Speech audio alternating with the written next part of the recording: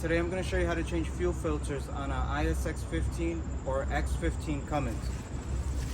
Part numbers we're going to use is FF5776 and the Packard filter K37-1004. The filters we're going to be changing today are these right here.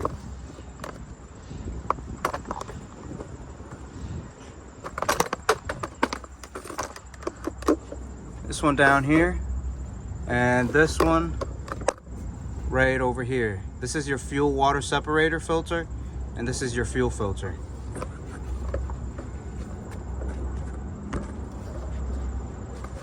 Alright, so what you want to do is you want to use a filter like this. This is a simple slip-on. You just slip it on and turn it. This filter will remove filters that are approximately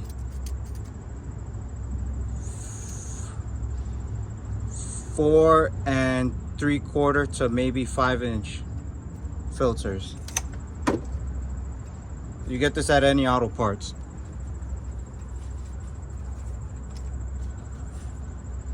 So what you're going to want to do is you're going to want to slip this under like that.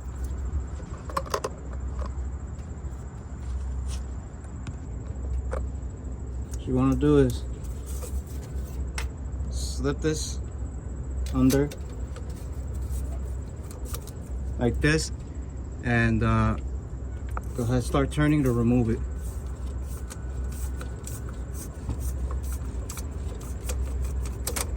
Once you got it loose, you should be able to turn it by hand.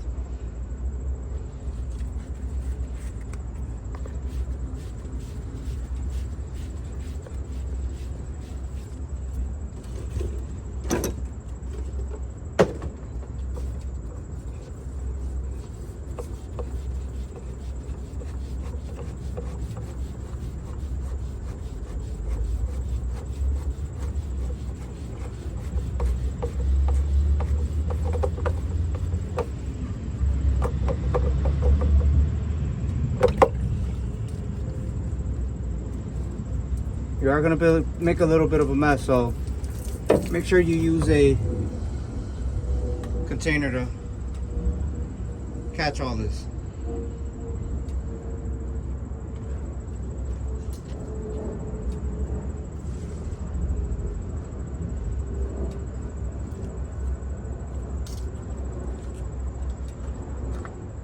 Alright, so now what you're going to want to do is, once you remove the old filter, grab your new filter, remove the plastic. Get this plastic out of the middle. Alright, and what we're going to do is we're going to fill it up with clean diesel fuel.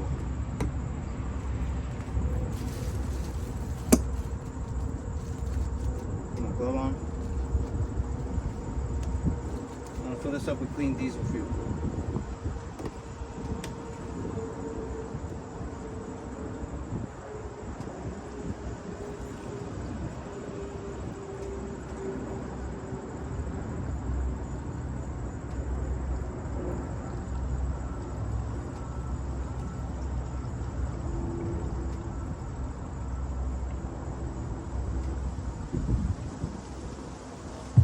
Just like that.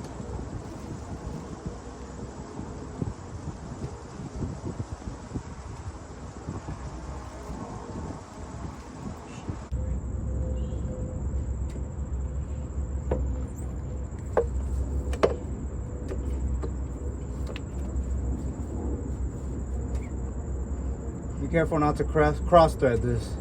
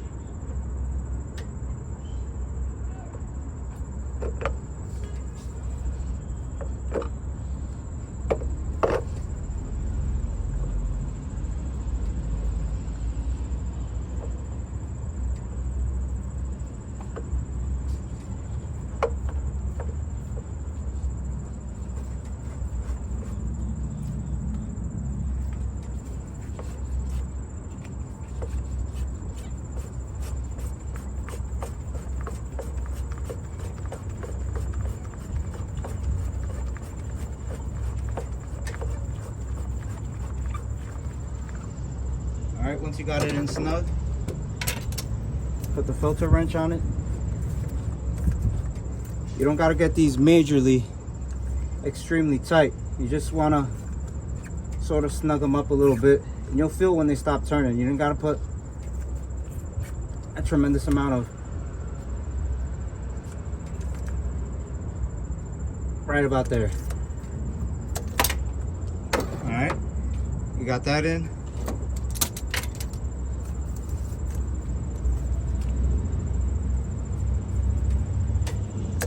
Okay.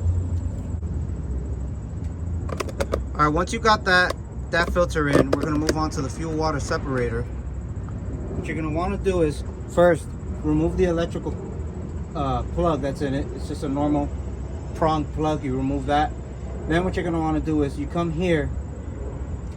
You're gonna want to turn this knob counterclockwise so that we can drain it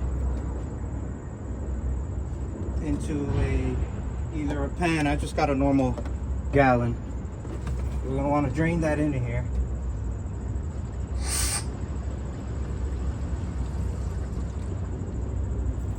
There we go.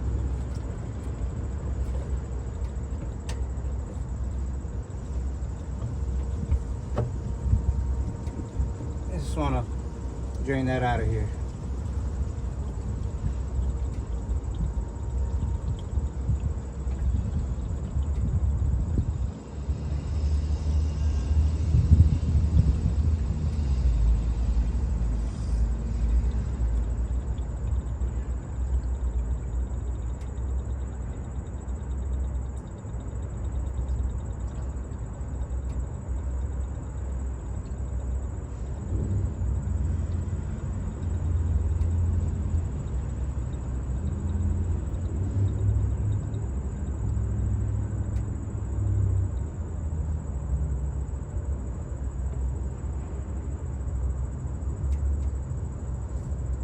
All right, that's pretty good.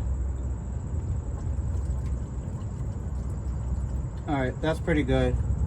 You can go ahead and close the valve up. Okay. Feels pretty clean. Does have some dirt in it. So what you're gonna want to do is next use this wrench I got from it's made by Lyle, part number 61060. Basically it's got these grooves that fit into the filter housing. It allows you to turn it, and so you can loosen it or tighten it up. So what we're gonna do is turn, get it towards the top, turn it.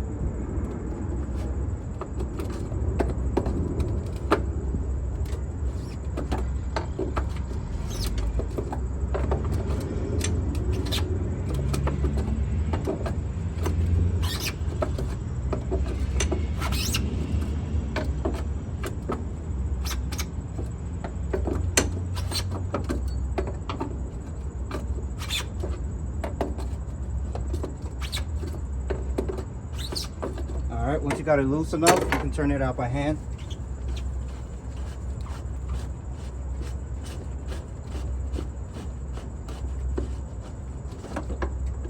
Okay, this is your filter.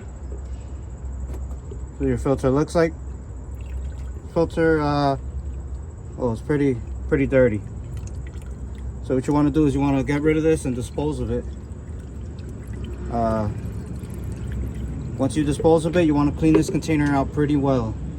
You don't want to use brake cleaner on this. This will etch this plastic material, and you don't want to use any brake cleaner or anything like that. Just wipe it down with a rag, maybe soap and water, but that's about it. Okay, once you got this filter pretty clean, make sure you wipe it in and out, outside of it. You want to make sure you remove this O-ring. Your new kit should come with one. So you want to make sure you remove this O-ring, and just pay attention to where the O-ring sits in this groove. It's not entirely towards the edge. It's right before the edge. You'll see it.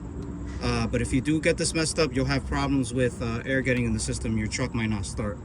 So make sure you remove this O-ring.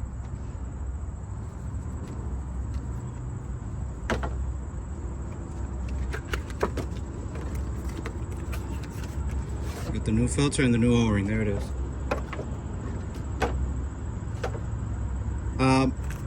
When you are installing the new O-ring, it's a good practice to put a little bit of lubricant on it. Make sure that it goes in on smoothly. You can just use whatever you have around. You can use a little bit of oil. I like to use a little bit of diesel fuel. Just dip it in the diesel fuel and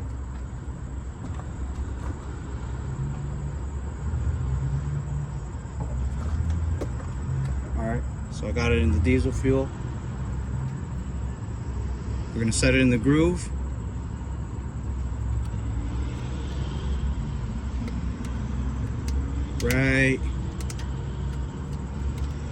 Right there. That should work. Clean out your container one more time. Your filter housing, I should say. You might have a little bit of algae growing in on the bottom of this filter. That tells you you might need to start filling up at better fuel stations. Better quality fuel. Alright, so once you got this pretty clean, so you want to fill this up with clean diesel fuel.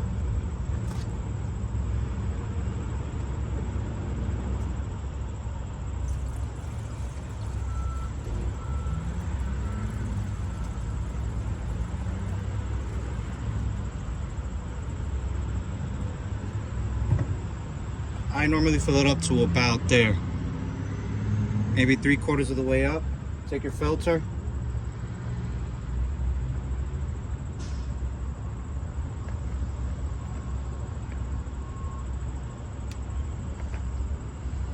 like so.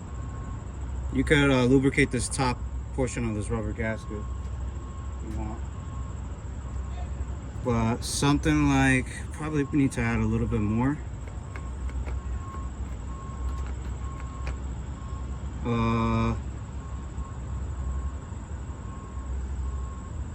I think that should be okay. So back in it goes.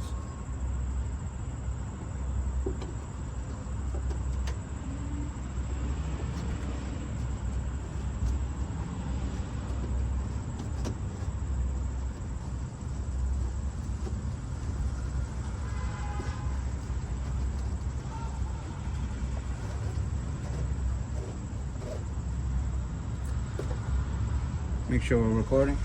Take your filter wrench.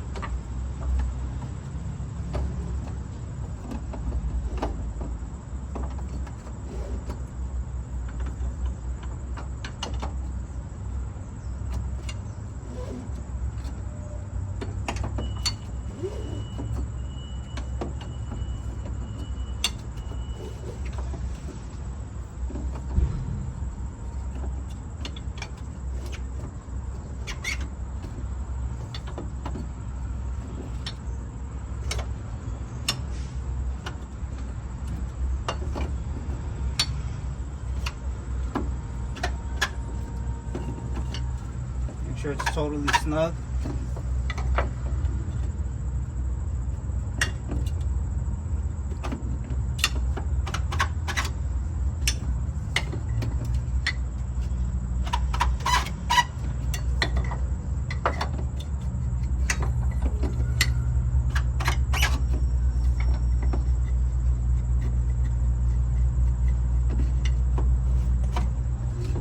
You'll feel it. When it gets to where it needs to get to, it won't turn anymore. You clean up the outside, same thing with here.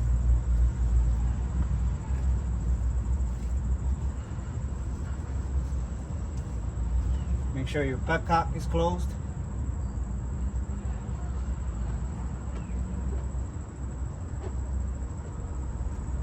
Okay. You see?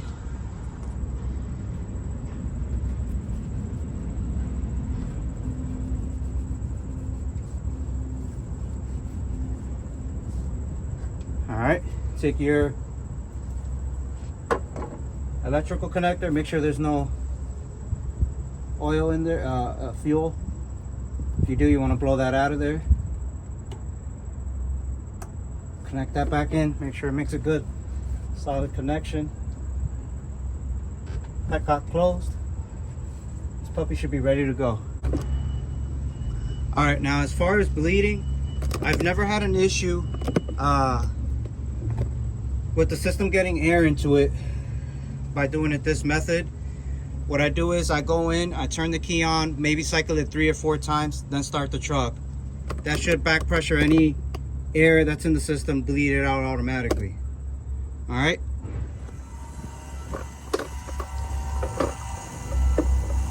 You can hear that motor working.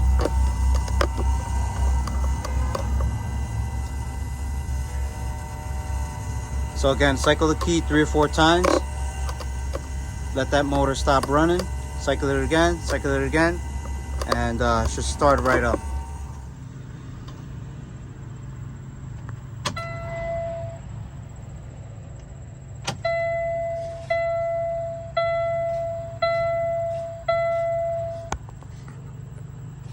Let it cycle through. Moment of truth.